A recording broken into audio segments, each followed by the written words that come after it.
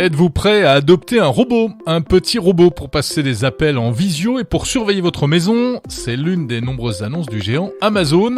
Et on va en parler cette semaine dans Monde Numérique avec le responsable en France d'Alexa. Aujourd'hui, quand on voit l'adoption d'Alexa en France, on se dit que d'ici 5 à 10 ans, la présence des robots au sein des foyers ne se posera plus tellement. C'est une marque mythique qui fabrique des enceintes acoustiques d'exception. Le français Cabas fête ses 70 ans. Je reçois le PDG de Cabas dans cet épisode. Une marque qui a été créée en 1950 et qui a largement contribué à ce qu'on appelle aujourd'hui le développement de la haute fidélité. On va parler aussi de l'iPhone 13 qui a des petits ratés, mais rien de grave. Du Fairphone 4, le smartphone équitable et durable. Et puis bien sûr, comme chaque semaine, des anniversaires de la tech. Je suis Jérôme Colombin, journaliste spécialiste des technologies. Bienvenue dans Monde Numérique numéro 16 du 2 octobre 2021. Et avant toute chose, merci à David, à Stepbo26 et à Valentin qui m'ont envoyé cette semaine encore des messages et des commentaires sur les réseaux sociaux et sur la plateforme Apple Podcast notamment. Merci donc pour vos messages. Vous êtes de plus en plus nombreux à écouter Monde Numérique, qui est disponible, je le rappelle, sur toutes les applis de podcast, Apple Podcast, Spotify, Podcast Addict, et également sur le site mondenumérique.info. Là, vous pouvez vous inscrire à la newsletter pour recevoir chaque samedi matin l'épisode de la semaine. N'hésitez pas à noter et à commenter ce podcast, c'est très utile pour les autres auditeurs potentiels qui passent par là. Voilà, c'est parti pour notre voyage hebdomadaire dans le monde numérique.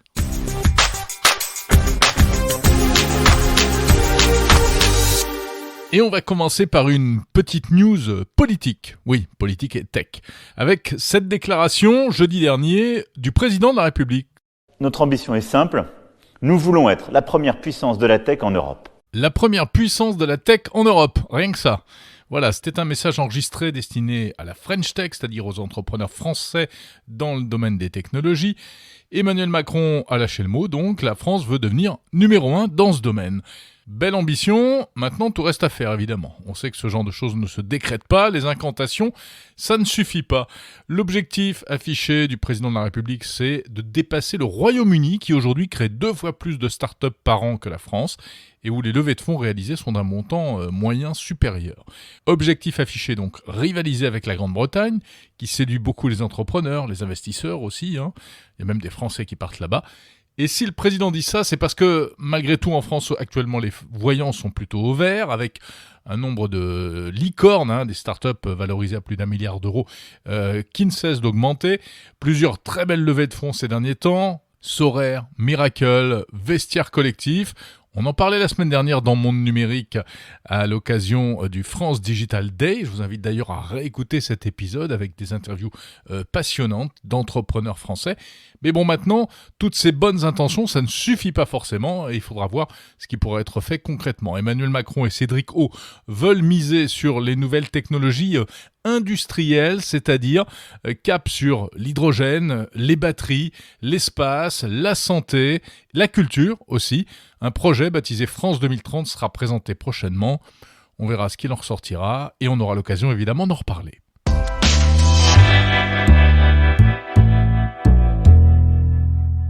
On va être assez produit dans cet épisode de Monde Numérique parce qu'il y a pas mal de nouveautés, de nouveaux produits qui ont été annoncés ces derniers jours. Et on commence avec un smartphone, mais pas un smartphone comme les autres. C'est un smartphone durable, comme on dit. Le Fairphone 4 a été présenté cette semaine, il sortira le 25 octobre. Alors Fairphone, vous avez sans doute déjà entendu parler de ce téléphone, un appareil qui se veut respectueux de l'environnement, c'est-à-dire que, il utilise beaucoup de matériaux recyclés ou certifiés, c'est-à-dire provenant de filières équitables, et un appareil facilement réparable. Il obtient une note supérieure à 9 sur l'indice de réparabilité français.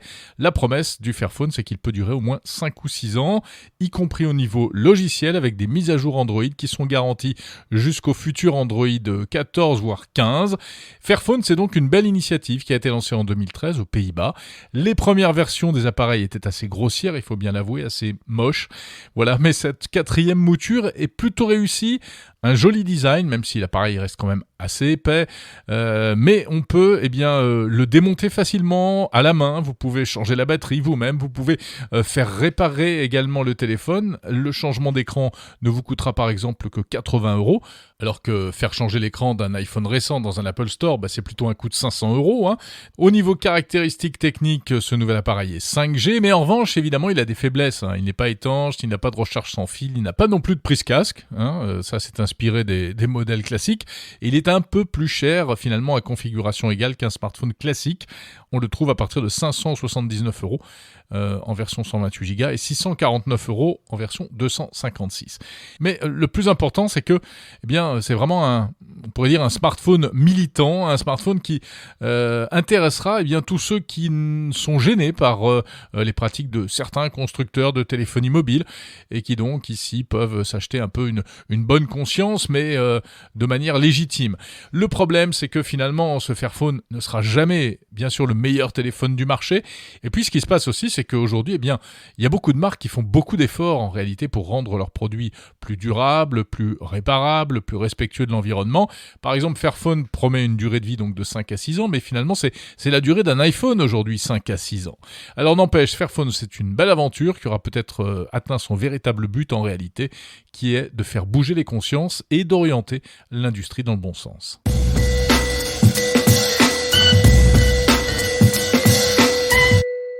Et pendant ce temps, que se passe-t-il dans le monde merveilleux des ténors de la téléphonie mobile ? Et c'est notamment l'iPhone 13 qui fait parler de lui, quelques semaines après sa sortie officielle. L'iPhone 13, quand on l'a entre les mains, première réaction, lorsqu'on le sort de la boîte, d'abord, c'est un véritable bijou. On a atteint là vraiment un niveau de qualité de finition, il faut bien l'avouer, qui est assez impressionnante. Ensuite, la qualité de l'écran aussi fait partie des éléments waouh de ce nouveau téléphone. Mais en revanche, il y a un peu de déception parce que on se rend compte qu'une fois de plus, Apple nous a fait le coup du nouvel appareil qui n'a pas grand-chose de nouveau. Bon, il y a la photo dont on a déjà parlé, je vous en ai parlé il y a 15 jours, on va pas s'étendre là-dessus. Pour le reste, rien de révolutionnaire. Évidemment, on apprécie l'autonomie qui a été clairement améliorée, surtout sur la version Pro Max, c'est-à-dire le plus gros, celui qui a la plus grosse batterie. Mais il y a quelques bugs sur cet iPhone. Alors en fait, pas vraiment sur l'iPhone lui-même, mais plutôt vraisemblablement sur iOS 15. La liste s'allonge jour après jour. Si on regarde ici et là, les commentaires, les retours des utilisateurs. Il y a un problème que j'ai constaté, moi personnellement, c'est qu'il n'est plus possible de déverrouiller son téléphone quand on porte un masque. Avant, c'était possible grâce à l'Apple Watch qui permettait l'authentification, mais visiblement, il y a un problème car il n'est plus possible d'activer la fonction dans les réglages. Il y a des utilisateurs qui ont également noté des problèmes avec Spotify, qui aurait des sautes d'humeur. Tiens, comme par hasard, concurrent d'Apple Music. CarPlay également, le système qui permet d'utiliser certaines applis sur son écran de voiture. Également des problèmes d'affichage, etc., etc. Bref, un vrai petit festival. La bonne nouvelle, évidemment, c'est que tout cela ne devrait pas être trop grave, car c'est du logiciel, ça devrait être corrigé prochainement. Mais il serait quand même bien que messieurs et mesdames, les développeurs d'Apple s'y mettent sérieusement. Et puis, sur cet iOS 15, il y a une fonction qui commence à cartonner, à faire parler d'elle. On s'en doutait au moment où elle avait été présentée lors de la keynote d'Apple. C'est cette fonction de reconnaissance automatique de texte. Vous braquez votre smartphone en mode photo en direction d'un texte, un menu au restaurant ou bien le tableau d'un prof à la fac ou à l'école. Et l'iPhone va reconnaître automatiquement qu'il s'agit de texte. Vous allez pouvoir le copier et le coller ensuite où vous voulez dans vos notes. Moi, je serais étudiant, je me régalerais avec ce genre de choses. Ça permet de récupérer très rapidement ce qui est écrit au tableau. Bon, je sais, certains vous diront oui, mais c'est quand on écrit soi-même qu'on retient mieux. Peut-être, en tout cas, ça peut quand même aider dans bien des cas. Alors, ça existait déjà avec des applications tierces. Ça existe aussi, bien sûr, sur Android, notamment avec Google Lens, qui est une fonction proposée parmi les applications Google. Voilà, je vous en parle parce que ça peut vraiment rendre service dans la vie de tous les jours, donc n'hésitez pas à vous en servir. Seriez-vous prêt à adopter un robot ? Un petit robot pour la maison, Alors vous allez me dire oui, peut-être, à condition qu'il sache faire des choses utiles. Alors celui dont on va parler tout de suite, il ne pourra pas malheureusement descendre la poubelle ou vous apporter l'apéro dans votre canapé. Mais il est néanmoins mignon tout plein, c'est le robot Astro, présenté cette semaine par Amazon. Une avalanche de produits qui ont été présentés par Amazon, parce que outre le robot, il y a un thermostat connecté, un bracelet connecté, genre Fitbit, un routeur Wi-Fi également, parce que pour que tout ça marche bien à la maison, il faut évidemment un bon Wi-Fi. Voilà, donc on voit qu'Amazon veut aller sur le même terrain que Google, celui de la maison, et surtout, notamment, un nouvel assistant Alexa. Alexa avec écran, c'est donc le Echo Show 15. 15 parce qu'il fait 15 pouces, et c'est un cadre connecté que vous accrochez au mur, qui intègre la reconnaissance vocale Alexa, donc on peut faire tout ce qu'il est possible de faire avec Alexa. Également une caméra pour la visio, puisqu'on peut communiquer, évidemment, via différentes applications. Et puis, et ça c'est vraiment nouveau, un écran tactile avec des widgets, donc la possibilité de mettre des petites fonctions, la météo dans un coin, les dernières news, des post-it pour laisser des messages entre les membres de la famille, une sorte de tableau de notes interactif pour toute la famille, qui est conçu pour être installé par exemple dans la cuisine. Cela s'intègre dans la stratégie d'Amazon d'investir de plus en plus la maison avec ce qu'ils appellent l'intelligence ambiante, c'est-à-dire mettre des briques d'intelligence artificielle ici et là. Alors moi, ça me rappelle un truc qui était le hub de Samsung. Samsung avait été le premier à mettre un écran connecté sur un réfrigérateur, pareil pour permettre aux différents membres de la famille de partager toutes sortes d'informations, de regarder des contenus, etc. Ça n'avait pas été, il faut bien l'avouer, un franc succès. Mais c'est toujours pareil, quelque chose qui ne marche pas à une époque peut fonctionner à une autre époque parce qu'entre-temps, les mentalités et surtout les technologies ont évolué. Bon, alors revenons à ce fameux robot. Le petit robot, il s'appelle Astro. Et là encore, l'idée n'est pas vraiment nouvelle. Un petit robot qui patrouille dans la maison avec une caméra, avec un écran, avec une dimension un peu interactive. On a déjà vu ça. Des constructeurs asiatiques ont proposé ce genre de choses. Des Français également. Et, par exemple, le petit robot Buddy qui avait été mis au point par la start-up Blue Frog Robotics. On les salue d'ailleurs parce que ça existe toujours. Bref, c'est pas nouveau, mais c'est quand même intéressant quand c'est un grand nom du numérique qui se lance sur ce marché-là, même si on comprend bien que pour l'instant, c'est encore un peu expérimental. En fait, ce robot, c'est une sorte d'Alexa sur roulette. Et pour parler de ce petit robot Astro, eh bien, je suis allé rencontrer au village Baïséa à Paris, j'en profite pour les remercier au passage, Philippe Daly, qui est le responsable d'Alexa en France. Philippe Daly, donc, d'Amazon France, qui nous présente ce fameux petit robot Astro. Astro, c'est un robot qui se présente sous une forme un petit peu carrée. Il vient avec un écran, il a des roulettes et il se déplace dans votre appartement et dans votre maison. On va dire un gros aspirateur robot, sans que ce soit péjoratif. Il est un peu plus haut, mais plutôt de ce gabarit-là. Ouais, voilà. Et là, donc c'est un Amazon Alexa avec un écran sur roulette finalement, et puis cette caméra télescopique. Qui permet quoi, de discuter avec lui ou de nous voir quand on est debout Il a plusieurs fonctions. L'objectif pour Astro, c'est d'abord de donner la possibilité de rester en contact avec ses proches, puisqu'il vient avec un écran et les usages vidéo se sont décuplés, donc on capitalise là-dessus. La deuxième chose, c'est qu'il est censé pouvoir patrouiller d'une certaine manière chez vous, pour vous assurer que tout va bien, vous pouvez le consulter à distance, et dans cette logique où on veut donner plus de rassurance et de sécurité aux personnes, Astro est utile de cette manière-là. Et il patrouille tout seul de manière autonome ou il faut le piloter à distance ? Il patrouille de manière autonome. Vous pouvez décider des endroits où Astro peut aller. Et évidemment, si vous ne souhaitez pas qu'il aille dans les chambres, le client peut décider et le paramétrer comme tel. Il ne monte pas les escaliers. Hein. Il ne monte pas les escaliers. En revanche, il va s'arrêter si jamais l'escalier descend devant lui. Donc il y a cette logique de reconnaissance spatiale qui a été un vrai défi. Astro, c'est le produit le plus complexe qu'on ait eu à concevoir jusqu'ici. Mais comme vous le disiez, Astro, c'est aussi Alexa. Donc vous pouvez appeler Astro, il va venir à vous, et derrière, vous allez pouvoir interagir avec Alexa comme sur n'importe quel autre produit de la gamme Echo. Alors, il devrait sortir aux États-Unis à 1 000 €, puis $1,000, puis $1,500. $1,000. $1,000. Un peu moins de $1,000. Est-ce qu'il arrivera en France ? On le souhaite, mais pour l'instant, c'est pas sûr. Bon, il y a déjà des startups françaises qui avaient essayé de créer ce genre de produit. Est-ce que vous pensez, Philippe Daly, que les Français sont mûrs, les consommateurs d'une manière générale, pour faire entrer un petit robot comme ça, un petit robot de surveillance chez eux ?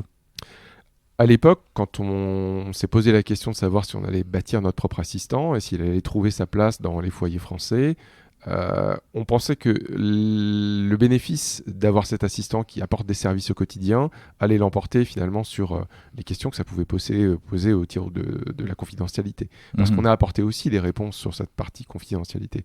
Et aujourd'hui, quand on voit l'adoption d'Alexa en France, on se dit que d'ici 5 à 10 ans, la présence des robots au sein des foyers ne se posera plus tellement. Et on pense que le bénéfice apporté par les services créés par Astro l'emporteront. Mais il ne fait pas encore grand-chose, ce petit robot. Enfin, il a pas de bras, il ne peut pas porter des choses, il ne peut pas...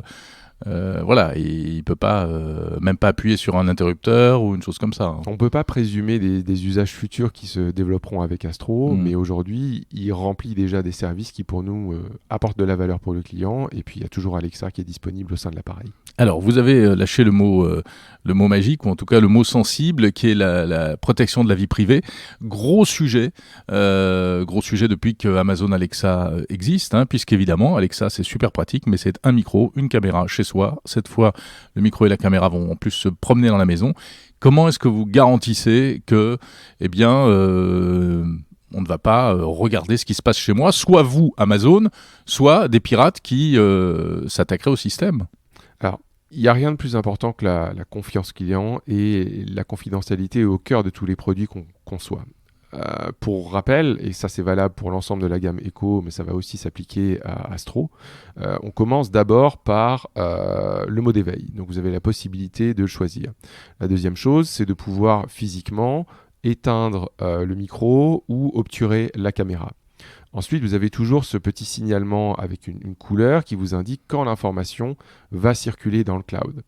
Concernant Astro, vous pouvez également décider des endroits où Astro va pouvoir se promener et lui interdire finalement d'accéder à certaines chambres. Si on ne veut pas qu'il aille dans la salle de bain quand on prend sa douche, ce sera possible. Le client décide et a tout à fait le contrôle. Ouais.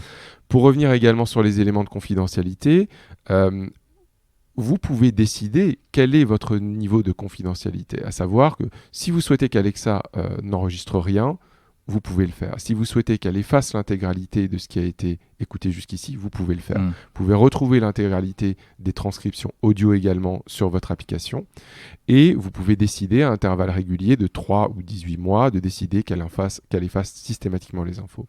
Dernier point qui est important pour nous, c'est à intervalles réguliers d'envoyer des emails qui vont rappeler au client comment il peut contrôler ses paramètres de confidentialité et les personnaliser parce que votre niveau de confidentialité sera probablement différent du mien. Mais vous comprenez qu'on doute un peu parce que au début d'Alexa, Amazon nous disait non mais on n'écoute rien et puis on a découvert des mois plus tard qu'en fait il y avait quand même certaines écoutes qui étaient pratiquées pour, nous dit-on, améliorer l'intelligence artificielle, etc.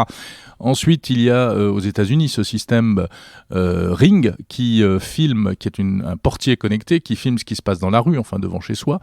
Et Amazon collabore avec la police. Alors ça va dans le sens de la sécurité, mais ça déplaît évidemment à certains.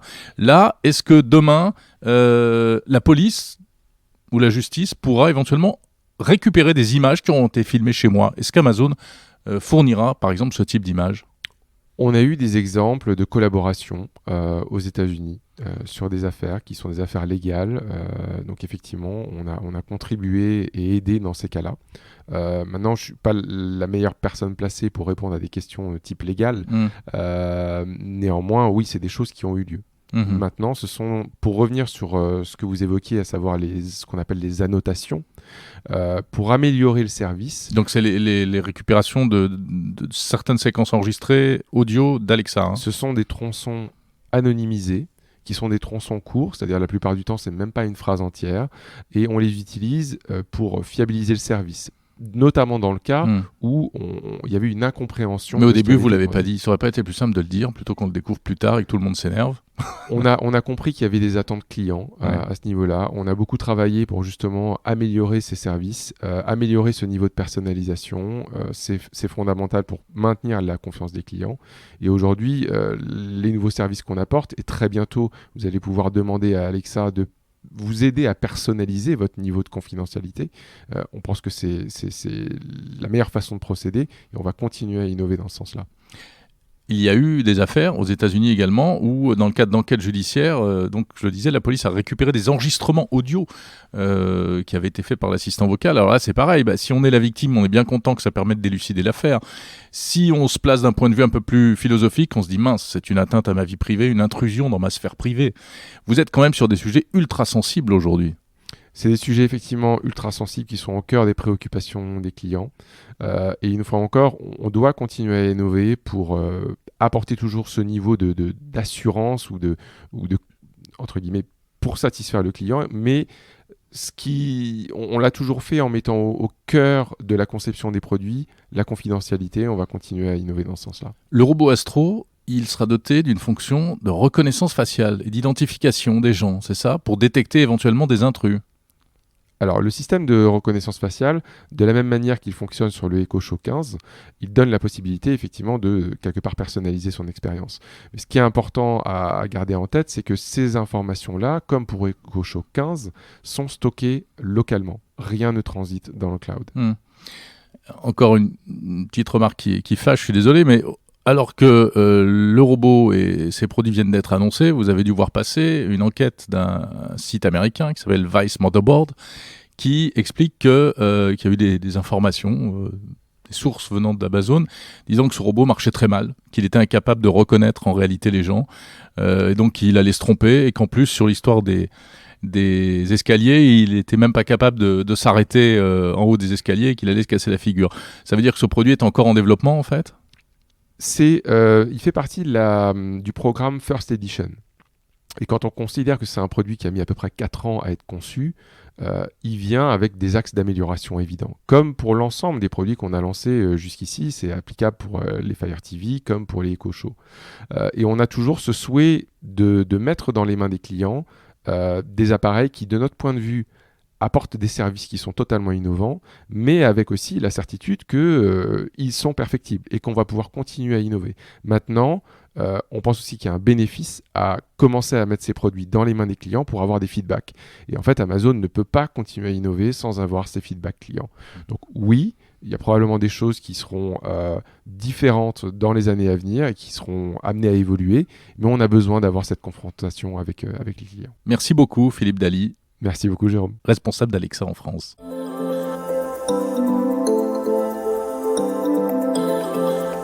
Et pour en savoir plus sur toutes les annonces d'Amazon, je vous invite à écouter l'interview intégrale de Philippe Daly que je vous propose en bonus dans Monde Numérique cette semaine. Dans cette interview, on reparle du robot, mais on parle aussi en détail des autres nouveautés, de la stratégie de la marque aussi en ce qui concerne la maison connectée. Et puis surtout, on évoque en profondeur cette question délicate et incontournable de la vie privée et des données personnelles. Donc interview bonus d'Amazon à ne pas rater sur le fil de Monde Numérique.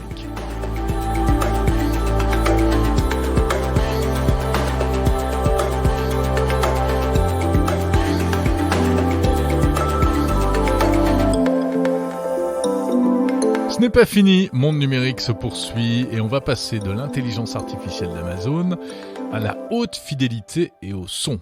Car je suis sûr que si vous vous intéressez à la technologie, vous vous intéressez aussi un peu à l'audio. Et je vais vous faire rencontrer, si vous ne la connaissez pas déjà, une vieille dame de la technologie audio, une grande dame française qui fait le bonheur depuis des années, des dizaines d'années même, des puristes, des amateurs de musique et de son. C'est la marque française d'enceintes audio Cabas. Cabas, c'est une marque mythique créée en 1950 par Georges Cabas, décédé d'ailleurs l'an dernier. La marque a été rachetée à une époque par le japonais Canon, puis elle a été re-achetée par une société française qui s'appelle AWOX. Et c'est vrai qu'en matière d'audio, d'enceintes acoustiques, les Français ont toujours eu un véritable savoir-faire, bon, un peu comme les Anglais aussi, il faut leur reconnaître. Et notamment Cabas est l'inventeur de ce qu'on appelle le haut-parleur coaxial, qui est une vraie technologie innovante qui permet de faire des enceintes rondes en forme de boule. C'est donc une marque qui fabrique des enceintes d'exception. Le modèle le plus cher coûte le prix d'un appartement, c'est vous dire. Et ils fêtent en ce moment leurs 70 ans. Pour l'occasion, ils sortent même une enceinte spéciale dont on va parler tout de suite avec le PDG de Cabas Group, Alain Molinier, qui nous rappelle d'abord un peu l'histoire de Cabas. Donc la marque Cabas, c'est une marque mythique de l'audio qui fête actuellement ses 70 ans d'existence, puisque une marque qui a été créée en 1950 et qui a largement contribué à ce qu'on appelle aujourd'hui la création, enfin le développement de la haute fidélité. Alors la haute fidélité, c'est quoi? C'est quand on démarre dans les années 50, les premiers LP, donc les 33 tours qui démarrent. Ça nous rajeunit pas ça. Hein. Oui, les premières radios FM aux États-Unis et donc le besoin d'avoir des haut-parleurs qui restituent le son le plus proche possible de la réalité. Georges Cabas s'engouffre dans cette brèche, musicien passionné, ingénieur du son, et crée Cabas et commence à développer des haut-parleurs, développer des amplifications, développer des membranes, développer des aimants, développer tout ce qui fait la technologie de l'électroacoustique et au fil des ans se développe pour devenir une référence. Alors quelques temps forts, je dirais. Premier temps fort, les coaxiaux. Georges Cabas invente le haut-parleur coaxial. Le haut-parleur coaxial, si vous voulez, ce sont des poupées russes. C'est-à-dire que le son, médium, aigu, grave, vient de la même source, ce qui évite en fait les interférences. Quand les haut-parleurs sont remplis les uns sur les autres, les sinusoïdes point haut, point bas peuvent s'annuler et on a des instruments qui disparaissent. Dans le cas des poupées russes, il n'y a absolument aucune fréquence qui disparaît. Et ça, c'est une invention, des brevets de Cabas, qui est parmi les précurseurs au tout début, dans les années 50. Et donc, un développement très, très, très actif avec des références comme le Grand Rex, la sonorisation, mais aussi la géode, des systèmes pour la marine nationale, où on nous demande de faire des haut-parleurs pour couvrir les bruits des réacteurs dans le cas de procédures d'urgence, des choses assez spéciales qui font partie du monde et de l'innovation de l'acoustique, ce que Cabas a fait depuis maintenant 70 ans. Et puis alors bien sûr des enceintes grand public, et de plus en plus je dirais grand public, et notamment cette enceinte que vous lancez à l'occasion de ces 70 ans, un nouveau produit qui s'appelle The Pearl Pellegrina et qui est une enceinte connectée. Oui, tout à fait. Donc, une enceinte de référence puisque on a sorti, il y a une quinzaine d'années, la marque a sorti une masterpiece, qu'on appelle une masterpiece, c'est la Sphère, qui est aujourd'hui un produit emblématique dans le monde de l'audio, de la très haute fidélité, de luxe, puisque c'est un des produits les plus chers, je crois, au monde, 200 000 € la paire, pour ne pas le citer, et qui fait référence. On a voulu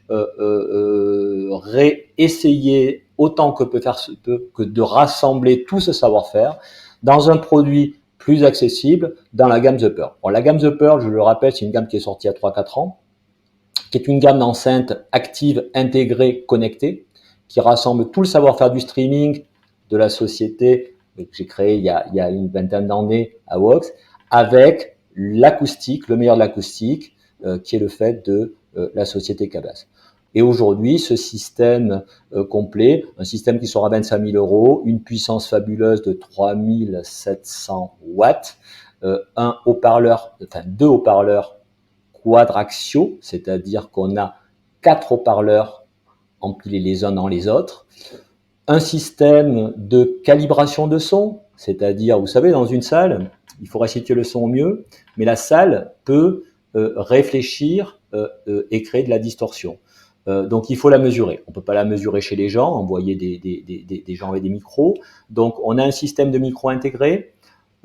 L'enceinte, le système informatique intégré n'est pas assez puissant pour faire tourner ce qu'un PC devrait faire tourner à côté. On remonte ça dans le cloud, on fait le traitement et on renvoie la calibration. Donc ça, ce sont des systèmes brevetés. On a des profils de type DIP, c'est une technologie qu'on a développée pour mettre en adéquation nos amplifications avec nos haut-parleurs au plus près, et tout ça donne cette masterpiece, donc Pellegrina. Bon, Pellegrina, ça veut dire l'incomparable, c'est une perle, en fait c'est la perle la plus grosse du monde, je crois, 55 carats, et c'est ce qu'on a voulu faire dans ce concentré de technologie. Est-ce qu'aujourd'hui, avec par exemple les annonces d'Apple en matière de musique lossless, haute qualité, etc., vous pensez qu'on a aujourd'hui, parce qu'il faut évidemment pour avoir niveau de qualité comme ça, il faut l'enceinte et puis il faut la source. Bien Donc, sûr. donc il faut que le fichier audio numérique au départ soit de bonne qualité. Alors, il y a quand même ces annonces d'Apple récentes en faveur de musique en ultra haute qualité. Qu'est-ce que vous en pensez?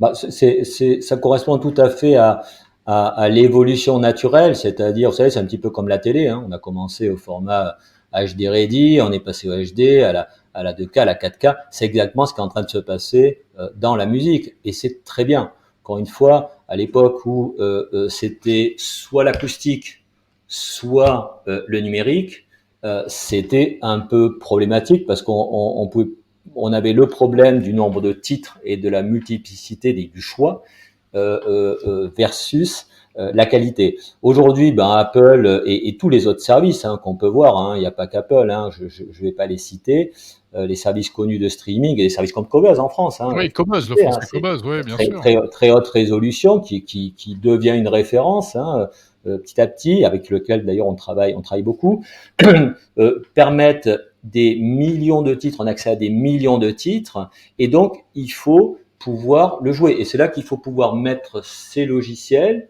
dans des enceintes acoustiques qui étaient avant la plupart du temps passives. Et donc il faut que les deux se rejoignent. Ça veut dire, Alain Molinier, qu'il n'y a pas besoin d'ampli sur vos enceintes? Elles sont autonomes comme des enceintes qu'on trouve dans les chambres d'adolescents? Absolument, ce sont des enceintes dites actives, c'est-à-dire que on est capable de restituer toute la partie haut-parleur, on les amplifie, on les amplifie, et on a aussi le streamer, le tout intégré avec, on livre une petite télécommande Bluetooth pour l'accès et les préférences, mais tout se fait la plupart du temps sur le téléphone ou sur la tablette. Donc ça permet de faire du multi-room. Alors, du multi-room en respectant la haute fidélité, c'est-à-dire qu'il faut respecter les délais de latence. Sur des réseaux Wi-Fi qui sont un peu perturbés, donc il y a pas mal de technologies. On est capable d'envoyer différentes musiques dans différentes pièces, on est capable d'accéder à toutes ces bibliothèques, et on est capable de faire beaucoup de choses sur lesquelles on essaie d'amener un maximum d'innovation. Le CRCS, par exemple, c'est une innovation de calibration. Chaque enceinte se calibre elle-même avec son micro. C'est quelque chose qu'on est les seuls à faire, je pense, surtout qu'on le fait dans le cloud. On amène des services dits donc d'intégration entre l'enceinte et l'amplification. On amène des upgrades logiciels, ça c'est très important. Vous savez, quand vous achetez une paire d'enceintes de haute qualité, des produits luxueux, des produits chers, on est amoureux de ces enceintes. On ne peut pas les changer tous les 3 ans, c'est pas un téléphone. Et donc il faut pouvoir le faire évoluer. Donc notre travail chez Cabas Group et chez Cabas, c'est d'avoir des systèmes logiciels qui évoluent. Et si je prends un exemple, quand on a racheté Cabas à Canon il y a 7 ans, les premiers produits qu'on a sortis, donc il y a 7 ans, aujourd'hui continuent à être upgradés en logiciel pour s'accorder avec toute la gamme. C'est-à-dire qu'on ne crée pas des nouvelles générations parce qu'on changerait une carte électronique ou un logiciel, puisqu'on maîtrise tout en interne, c'est notre logiciel, c'est nos cartes électroniques. Donc, ce sont des enceintes qui ont une durée de vie tout à fait respectable. Ils se doivent d'évoluer dans le temps. Vous savez, on fait chez Cabas des produits depuis 70 ans. On a certains produits qui sont garantis à vie. Le Pearl Pellegrina, donc il y aura 70 paires numérotées. Donc la plupart sont déjà revendus. Donc c'est vraiment une série très limitée. C'est un événement et ce sont des paires qui sont numérotées avec une garantie à vie des haut-parleurs. Ce que l'on voit, nous, tous les jours, dans nos ateliers, on a développé 1200 mètres carrés d'ateliers en Bretagne, il y a plus d'années, sur l'entrée de la rade de Brest. C'est non seulement une production, ce qu'on appelle la production du haut de gamme, donc c'est vraiment le haut de gamme dans cette enceinte, qui est entièrement faite en France, avec des pièces d'ailleurs françaises, pour la plupart, mais aussi un service de réparation haut de gamme, c'est-à-dire qu'on répare tous les jours plusieurs paires d'enceintes, des années 80, des années 70, des années 60, et quand on n'a pas les pièces, parce que des fois on n'a pas les pièces, on les refabrique à l'identique. On a des tours numériques, et ça fait partie du service d'une marque de luxe de l'audio. Et c'est ce qu'on essaie de perpétuer aujourd'hui, de pouvoir, encore une fois, vous achetez une paire d'enceintes très haut de gamme, vous devez les transmettre à des générations et vous êtes amoureux de votre paire d'enceintes parce que vous êtes amoureux du son qu'elle a créé. Et c'est tout ce qu'on développe tous les jours et ce produit en est l'illustration. Merci beaucoup, Alain Molinier. Merci, Jérôme Colombin.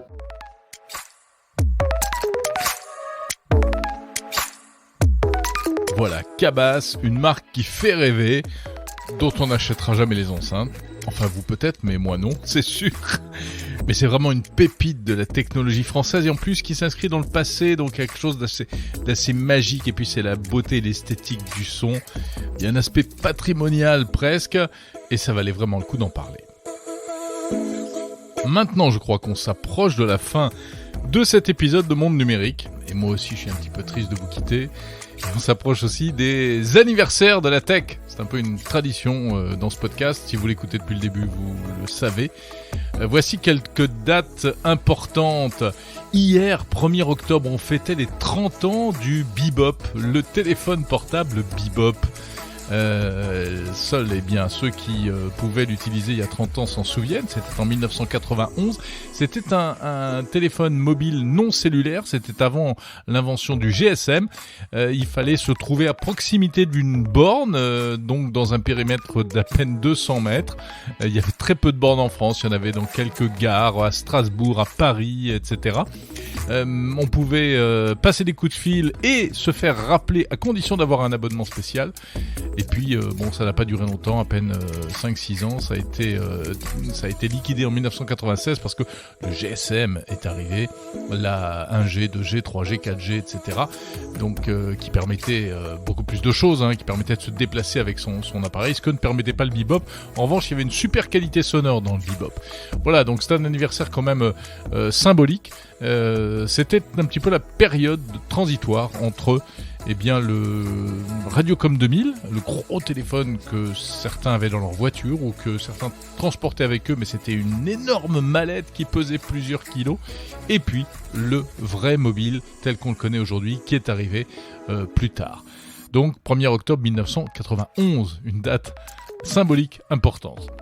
Autre anniversaire, le 5 octobre prochain, mardi, ce seront les 10 ans du décès de Steve Jobs, de la disparition de Steve Jobs. Voilà, c'est un événement quand même qui a vraiment marqué l'histoire de la technologie. C'est une page qui s'est tournée. Ce sera donc le 5 octobre 2021.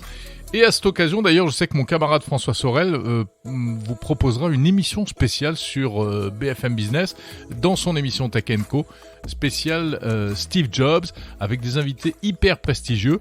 Il n'est pas impossible que j'y fasse également une apparition, donc rendez-vous mardi soir à 21h pour parler de la vie de Steve Jobs. Le 6 octobre, ça fera 11 ans que Instagram a été créé, et le 7 octobre, jeudi prochain, ce seront les 18 ans de la console téléphone portable N-Gage de Nokia. Là encore, seuls les plus anciens s'en souviennent.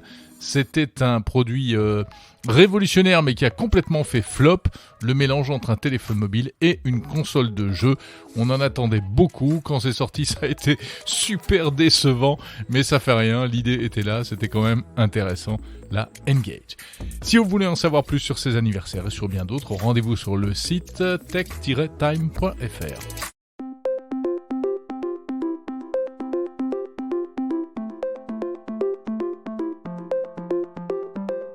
Cette fois, c'est la fin de Monde Numérique numéro 16. Merci d'avoir écouté jusqu'au bout. Merci d'être là chaque semaine. Je vous le répète, n'hésitez pas à noter ce podcast, à envoyer vos commentaires également. Dites-moi par exemple si vous préférez des épisodes très longs, avec de longues interviews, ou plutôt des épisodes courts. Voilà, mais il faut qu'il y ait beaucoup de réponses pour que ça influence vraiment le contenu de cette émission.